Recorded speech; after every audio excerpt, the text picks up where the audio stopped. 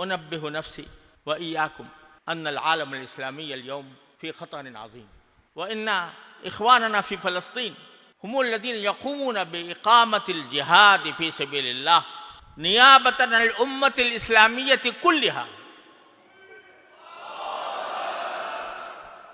فإن هؤلاء المجاهدين الذين بذلوا حياتهم وأنفسهم ومهجهم لنصرة دين الله سبحانه وتعالى ليس لأرض فلسطين فقط، بل لتحرير القدس عن الأيدي الغاشمة الجابرة المبغوضة التي اجترأت قبل قليل أن تغتال شخصا مجاهدا في سبيل الله، الشيخ الدكتور إسماعيل هنية رحمه الله تعالى وتغمده بغفرانه ورضاه، وإنه قد صدق ما عهد عليه الله وقضى نحبه. ولكن القرآن الكريم يقول: فمنهم من قضى نحبه ومنهم من ينتظر، فإن لم نكن قضينا نحبنا فلنكن من المنتظرين، فلنكن ممن يقول الله سبحانه وتعالى: ومنهم من ينتظر ما بدلوا تبديلا.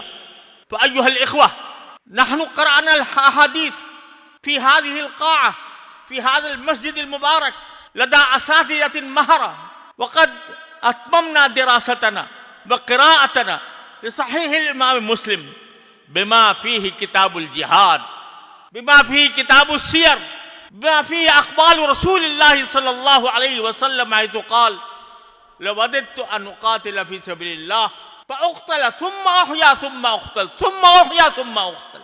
فلنكن جميعا متحمسين لهذه الحرب، لهذا الجهاد والقتال الذي يجري في غزة وفي عدة مناطق من فلسطين، ونختم مجلسنا هذا بالدعوة لهم وانتصار لهم وبالدعاء الله سبحانه وتعالى أن يعجل لهم الفرج والنصر، وأن يبيد إسرائيل ويدمرها تدميرا، يتبرها تتبيرا، ويعلي كلمة الله ليس في أرض فلسطين فحسب، بل في العالم الإسلامي كله، من المغرب إلى أندونيسيا. فهذه رسالة هذا المجلس، رسالة مجلس قرأ فيه أحاديث رسول الله صلى الله عليه وسلم وختم فيها أحاديث رسول الله صلى الله عليه وسلم. فلنقم جميعا بنصرة أهل فلسطين بكل ما في أيدينا من قوة ومن مال ومن مهج، فلنفدي أنفسنا على القدس، على بيت المقدس الذي ينتظرنا جميعا أيها المسلمون.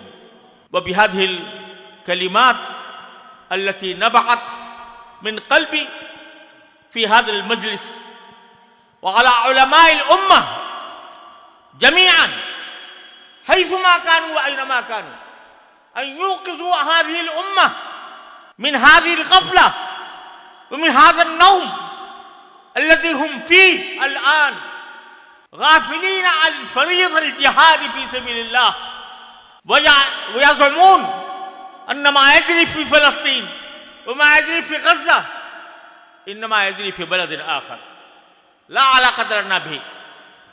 لا، يتحتم على علماء هذه الأمة أن يقوموا بواجبهم في إيقاظ الهمم، إيقاظ المؤمنين لهذا الجهاد العظيم المبارك، لأنها نقطة فاصلة في تاريخنا الإسلامي. ولذلك لعلماء الأمة جميعا في جميع بقاع الأرض أن يوقظوا المسلمين لنصرة هذا الجهاد بكل ما يمكن لهم من نفس أو مال أو بطريق آخر. هذه فريضة كتبها الله تعالى علينا جميعا في جميع أنحاء الأرض. بدعو الله سبحانه وتعالى أن يوفقنا له وأن يوفقنا لاتباع سنة النبي الكريم صلى الله عليه وسلم في جميع شؤون الحياة حتى في الجهاد في سبيل الله. وآخر دعوانا أن الحمد لله رب العالمين. الله